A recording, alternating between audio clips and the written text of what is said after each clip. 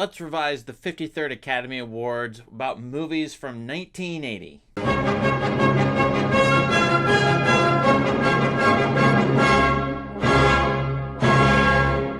All right, take a look at this list of Best Picture nominees, and this is for movies from 1980. We'll just call this the 1980 Academy Awards. It was held in 1981, in March of 81. Now, does the Academy Awards always get everything right? Well, maybe not. Maybe sometimes they do. And always I think, well, we should definitely revise what they're doing, but also maybe listen to them. So when I look at this list, I go, oh, Ordinary People won Best Picture. Maybe I should watch that. Well, I have watched that. I reviewed it on Letterboxd.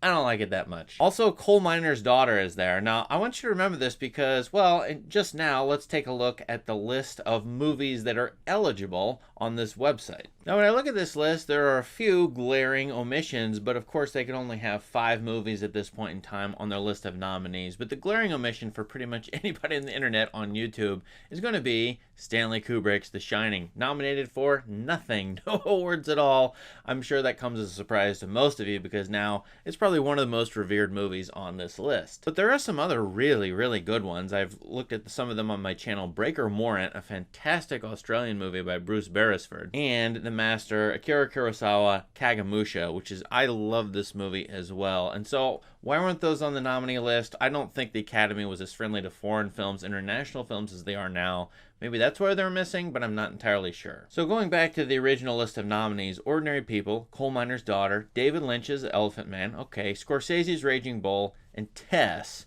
by Roman Polanski. Now, those last 3 I think are really good movies. I recommend them.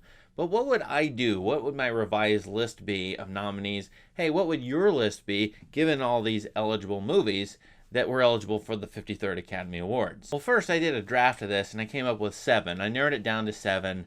This is a really good list, and I throw in there Empire Strikes Back because, of course, why not? As well as The Shining. And then I kicked out Coal Miner's Daughter and Ordinary People. Name me a couple other movies down there. Altered States is a very trippy, weird science fiction movie. Dressed to Kill is Brian De Palma. And If You Love Robert Duvall, The Great Santini, pretty good movie.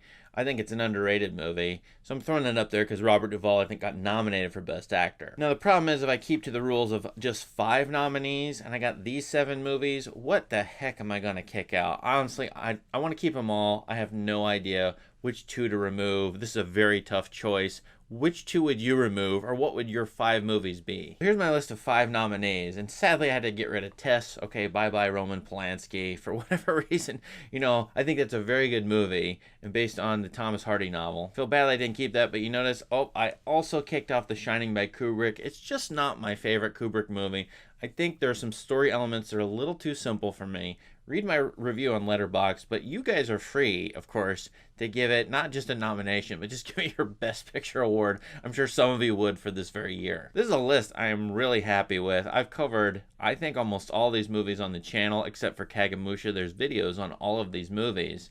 Breaker Morant is a beloved movie. It gets some of the best comments on this channel, most thoughtful comments. David Lynch's The Elephant Man is a fantastic monster movie about a real guy. It's an unusual Lynch movie, but the soundscape is excellent, black and white cinematography. Kagemusha is an excellent historical drama with typical Kurosawa flair, who was aging at this time. I think this is the movie where he was losing his eyesight.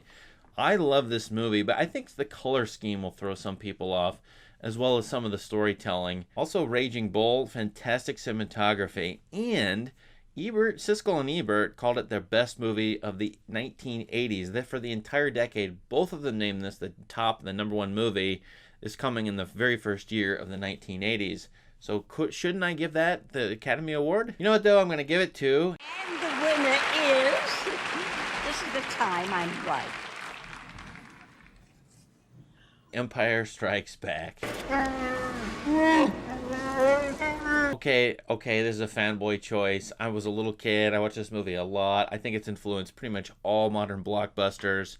It's a wonderful romp. It's got great characters. It's got all kinds of scenery. Introduces Yoda. All kinds of fantastic things in this movie. And of course, I played with the toys as a little kid. So maybe all of the merchandise and the hoopla and the lore and the franchise stuff is influencing me. But I think technically this is an excellent movie. I think it's well acted. It's a wild melodrama, and it wants to be. And I think the settings, the puppetry, the matte paintings, they all hold up to make this a wonderful looking movie.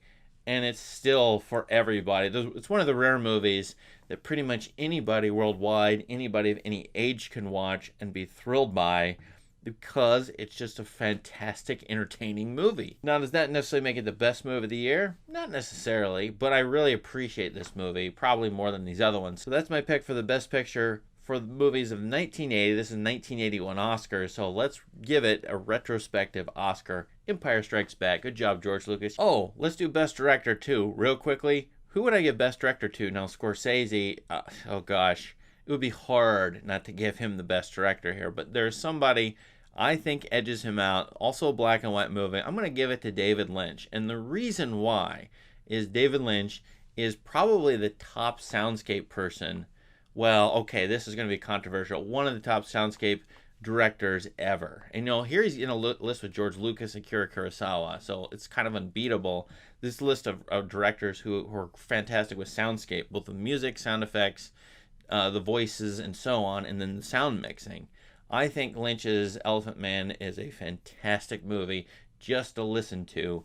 And the visuals are great too. So for all those reasons, I'm going to give it to him. So congratulations, David Lynch. You get an Oscar too, your first Best Director Oscar from me, which is meaningless, but hey. Question is, what would you guys give the Oscar to? Both Best Picture, Best Director? I'm very curious.